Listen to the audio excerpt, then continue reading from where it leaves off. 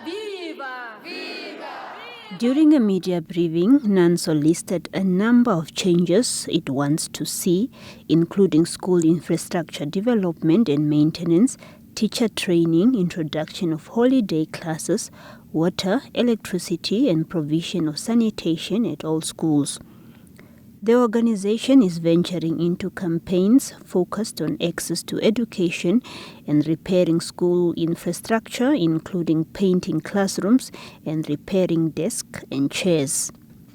NANSO will continue to hold government accountable for the implementation of these critical reforms and recommendations, and we will not tolerate, in the most certain and unwavering terms, any form of compromise when it comes to the quality education of our learners. I repeat, we will not compromise. Equally, the status quo is unacceptable and we demand the best, and we will not rest until we see concrete results.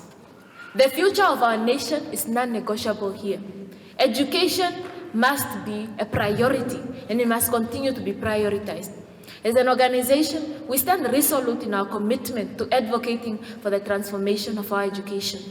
NANSO expressed its happiness at the outstanding performance of the northern regions, topping the rankings both in ordinary and AS levels.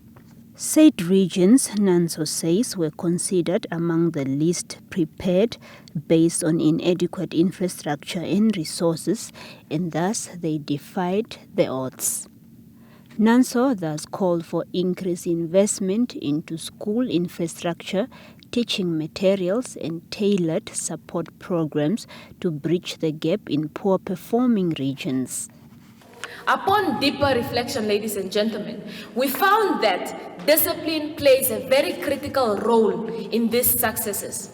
Learners in the northern regions demonstrated higher levels of discipline compared to other regions.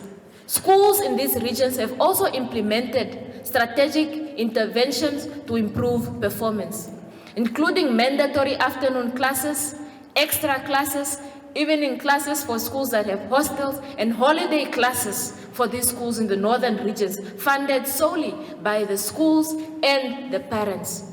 Now, these efforts show that the northern regions are perhaps going an extra mile despite the educational challenges that they experience to try and ensure that the Namibian child is performing.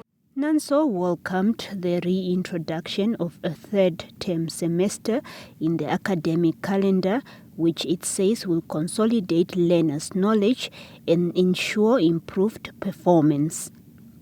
Selima Henok, NBC News, Windhoek.